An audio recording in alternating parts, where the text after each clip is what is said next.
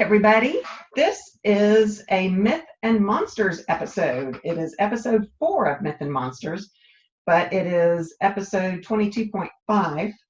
We're into the 22s now. That's a lot. That is a lot. And my topic is going to be about the Chupacabra. Nice. Mine is about the hauntings of Lake Lanier. Oh, that's close by to us. I'm It is close excited by. about that. Yeah, I had mentioned Chupacabra in one of our episodes, and so Yeah. I started thinking about it. I'm like, I want to know more about what that is. So do you know more about what that is? Yes. Okay, I'll go first. So what is a Chupacabra? It literally means goat sucker. I don't like that. It was first reported in Puerto Rico, and so Chupacabra actually means goat sucker. Yeah. The first attack that actually was said to be by a Chupacabra was in 1995 in Puerto Rico, when 8 sheep were discovered dead, each with 3 puncture wounds in the chest area and reportedly drained of blood. Did you say 1995? 1995. That's so recent. It is. It's the first time that something was actually attributed to the Chupacabra. There had been incidents prior to that, but they hadn't come up with a name for it until 1995. Okay. So the roots are in Latin America, but the stories have since spread to the rest of the world. So the physical descriptions, these vary. It's said to be reptile-like. It is said to have leathery or scaly greenish skin and sharp spines or quills running down its back. It is said to be approximately 3 to 4 feet high. It stands and hops in a fashion similar to a kangaroo. No, so, thanks. Yeah, on 2 legs, and then also it's said to be on 4 legs. The variations of the descriptions have changed. Yeah. Some say it looks kind of like a wild dog. It's hairless, but it has that pronounced rib cage it's got the spikes that come out. Yeah. Some say it has unusually pronounced eye sockets. It's got fangs and claws, and the 3 prongs that they're talking about where the blood was sucked from is sometimes said to be the fangs and sometimes said to be the claws. Okay. It is a heavy creature about the size of a small bear. Some eyewitnesses report a strong, unpleasant sulfur-type odor, while others say that it has no smell, which sulfur, we all know, is associated with demons. And hellfire and brimstone and that kind of thing. Yeah. Some say its skin is similar to a frog's, that it's green in color and has mottled specks. And then others say its appearance is like a furry lizard. Ew. So Why? totally very varying descriptions of what this is. Yeah. So what it supposedly does is drain all of an animal's blood and sometimes their organs, but leaves the body. And it's usually through these 3 holes in the shape of a downwards triangle. Sometimes in their neck and sometimes in their chest. Which, if you've ever seen pictures of a wolf attacking a sheep, they do. They go for the jugular. They go for the, so it would make sense that but the downward triangle is odd because wolves have symmetrical teeth. So So the first spotting of this was 1995. It was a woman named Madeline Tolentino, and she reported seeing it in the Puerto Rican town of Canovanas. And then at the night that she saw it, 150 farm animals and pets were reportedly killed. Did they all were they all drained of blood? Supposedly they were all drained of blood. That's insane. Very crazy. So it came known as a vampire-like creature that sucks blood. Yeah. Well, the goat sucker. The goat sucker. Although it wasn't just goats, it was other things as Lots well. of things. Yeah. Gross. Um, it has now been seen all the way up to Maine in the United States. It's been seen in India, Oh, other countries, like it's jumping countries. yeah. It's not Interesting. like it could have gotten on a plane and flown, so I don't know. You know, we were Yeah. talking about tulpas in our last Myth and Monsters. It makes you wonder if people are Like they seeing hear the these story and and believe then it, and yeah. mhm. Interesting. Yeah, it is interesting. In 1996, by 1996, reports of the Chupacabra attacks were widespread. There were some in Miami, some in Texas. There were several in Texas. Um, and in 2017, there were a bunch in Texas that I think there was actually even a picture supposedly taken of one. And, you know, it was posted on Facebook. And, you know, everybody's like, oh, it's a wolf. Oh, it's a hyena. Oh, it's this and that. Right. But there was an actual picture posted. Um, it kind of, the description sounds kind of like a hairless hyena. It was like, has no hair, but that gray, I mean, it could be like a coyote with mange. that's exactly what has now been said, Oh, okay. that's now been debunked, supposedly. That Supposedly. particular Texas one, anyway, has been debunked.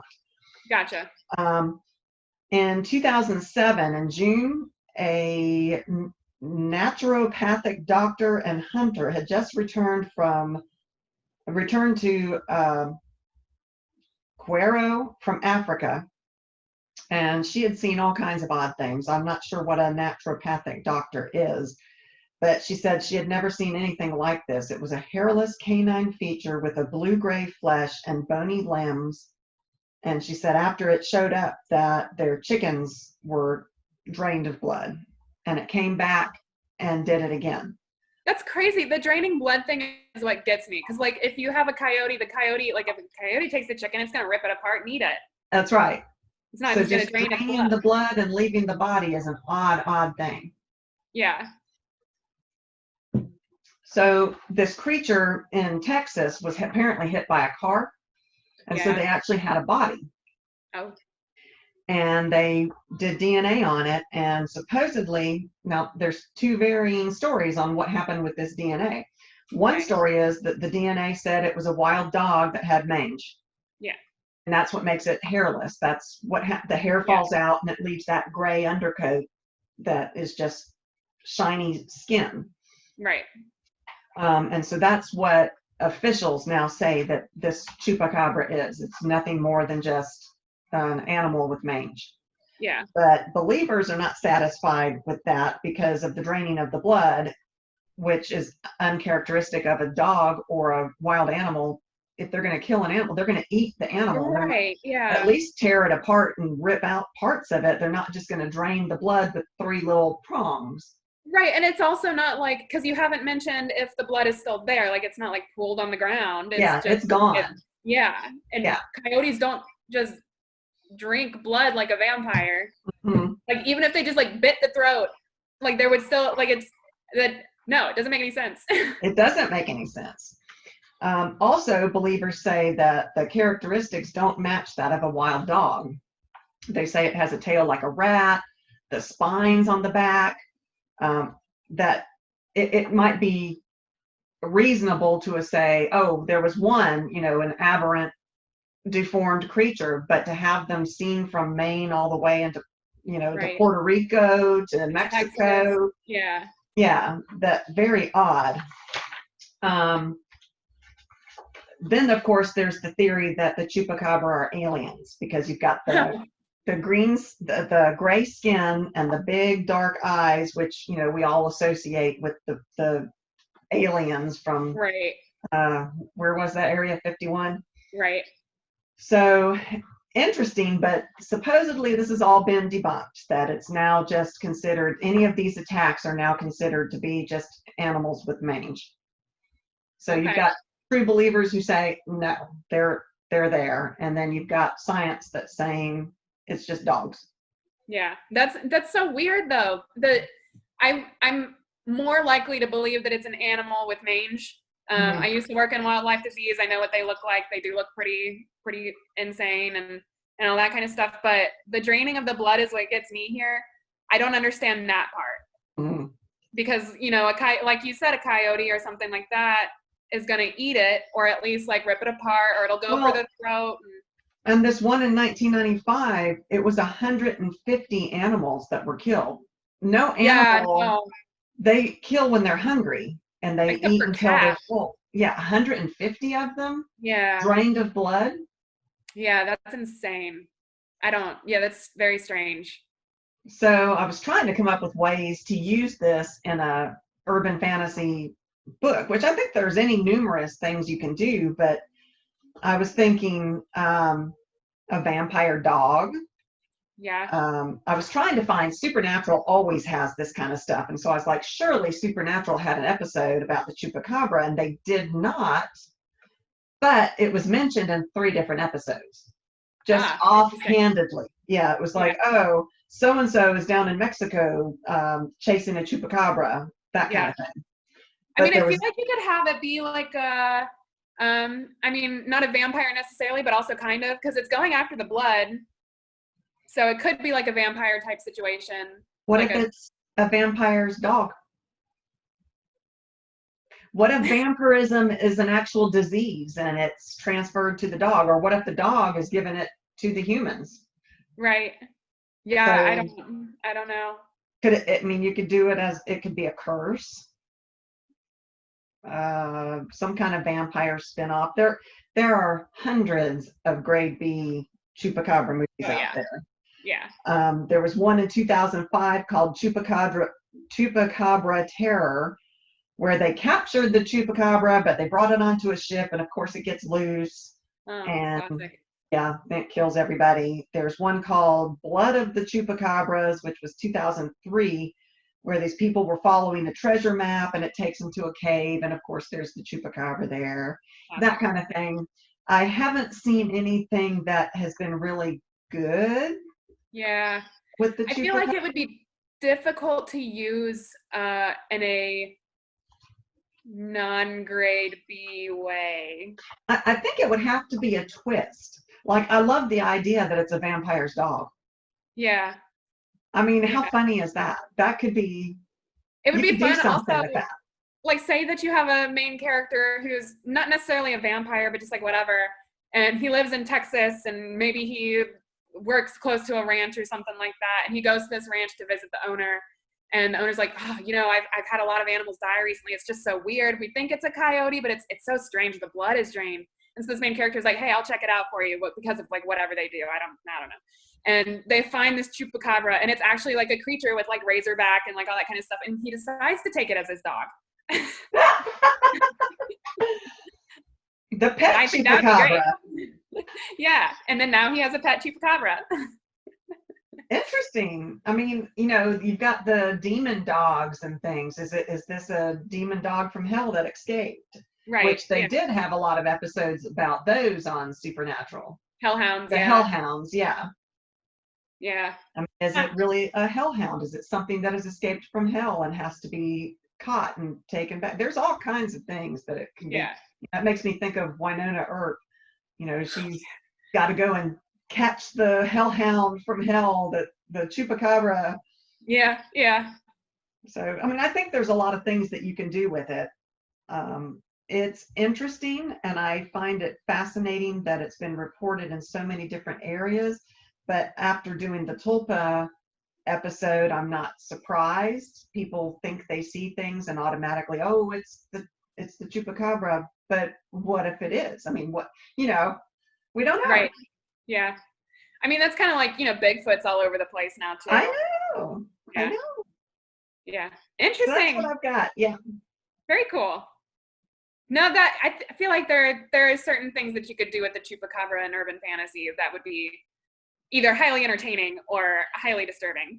Yeah, I think so too. I think there's a use for it. I think so too. Well, would you like to hear about some hauntings on a lake? I would, especially since it's like 30 miles from here. Yes. Yeah. So Lake Lanier is it's the biggest lake in Georgia. It's about 60 miles north of Atlanta, and it's bordered on like 5 different counties. So it is massive. It was built in 1957 by the U.S. Army Corps of Engineers, and it's man-made. I didn't know that. I didn't either. I thought that was super cool. As I was researching this, I was like, I've lived close to this lake. I've been to this lake. I All had no your idea life you've lived close to it. Yeah. Yeah. So it was built in 1957. And it was created to manage navigation and flood control from the Chattahoochee River, and to supply water for Atlanta residents. There are some noteworthy facts to bring up about how it was built and why it has its haunted reputation. During the 5 years that it took for the lake to fill to its intended water levels, the U.S. government purchased more than 50,000 acres of farmland, which ultimately displaced more than 250 families, 15 businesses, and relocated 20 cemeteries along with corpses in the process. Ooh. Yeah. So many of the buildings and roads that were flooded out during the lake's creation were actually left as is. So along the lake's bottom, you can still find towns complete with roads, walls, and houses intact like an abandoned ghost town immersed in water. Oh my God. I didn't know any of this. That is so creepy. I was like, no way. Because I was looking up urban legends and I was like, oh, one in Georgia would be really cool. So like I looked up Georgia and all of them were like Lake Lanier is haunted. And so I was like, why? Like I've been there so many times. It's like a party lake. We've camped on it. Yeah. And people go there to party all the time and like all that kind of stuff. So I had no idea there was like a town down there, like roads and like that kind of stuff. But I looked up multiple sources and like they all say this. So I was like, that's insane. So a handful of grave sites have been submerged, according to a report from Newsweek, further fueling suspicions from locals that the lake could be haunted. There's a quote from a local driver, and he was like, you reach out into the dark and you feel an arm or a leg in the water and it doesn't move. And like multiple people have like reported this and, they feel like hands grabbing at them or like limbs in the water. Yeah. And then like, there's nothing there. And so he's like, that's a little unnerving. It's a little creepy. I think it's unnerving. He's quote unquote creepy. I would agree. So since the lake's opening, an estimated 675 people have died in the lake. And not all of the bodies have been found. One of the most prevalent ghostly tales in the area is of a lady in blue wandering up and down the bridge of Dawsonville Highway just outside of Gainesville. I did not write down her name. I should have, because they found out who they think it was. And it was this woman whose car was driven into the lake, and they found her body and got her, and it was a woman in a blue dress. But apparently people see her walking along that bridge. And some of the tales, like some of the stories say that she doesn't have hands. No. Yeah, no, it's creepy. I didn't know any of this, and we've lived so close to it. We do, and we've camped on that lake. We've gone fishing in that lake. It's insane. There's another story about a woman named Agnes, and apparently she was like a music-loving piano player who lived in Wilkes Hall in the 1900s. She fell in love with her piano teacher, but following winter break, she returns to school to discover that her teacher has been betrothed to someone else. So she kills herself. Oh. And now some nights you can hear piano music playing in the hall. Did she kill herself in the lake? She didn't. It's very close to the lake. It's in Gainesville. And so I think that hall is. She didn't drown herself in the lake or anything. No. No, nothing like that. But you can apparently it's Pierce Auditorium, and you can hear piano music playing in this space when there's no one there playing. Creepy. Yeah. And then there's one last story where in 1903 there was a deadly tornado that came through in a town that is on the lake, and 88 people were killed, and some people still claim to see ghosts to this day. Oh wow. So yeah, that's insane. I feel, and that's all the ghost stories that I can find about it. A lot of people say like, oh, well, the reason that there are so many deaths on this lake are because, it's a party lake. People go swimming and they're drinking, or go boating and they're drinking. And so like, you're more likely to fall in and drown. But there are a lot of other deaths that have occurred in this lake that are not associated with its party reputation. So a lot of people are like, well, it's because it's haunted. So yeah, I think this kind of 600 and something deaths since, when did you say, 1957? Yeah. That's a lot of deaths. It's a lot of deaths. Wow. Yeah, it was 675. So it's almost 700. Does that count the deaths from the tornado, or is that not including that? I don't think so, because it says since the lake's opening, an estimated 675 people have died in the lake.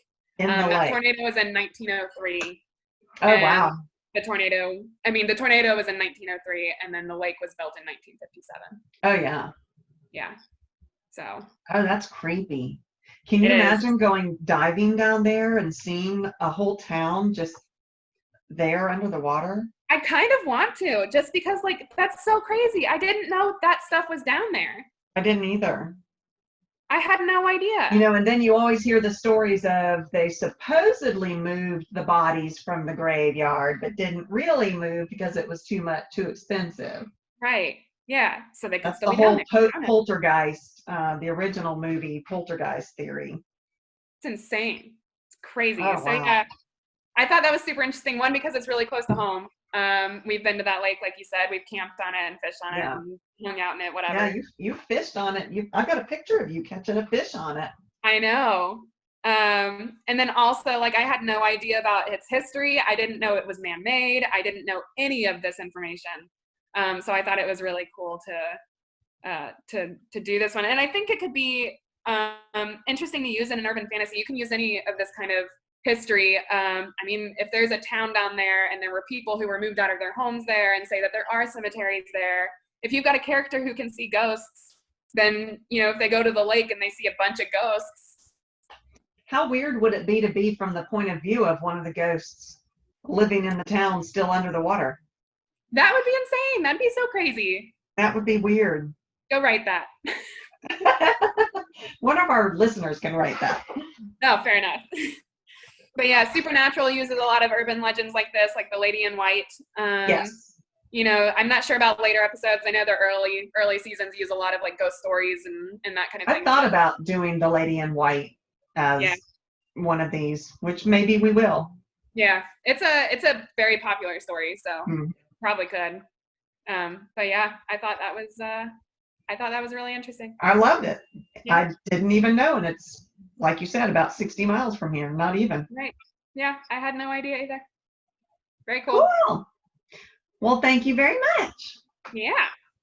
All right, everybody. Thanks for listening. That was our Myth and Monsters episode.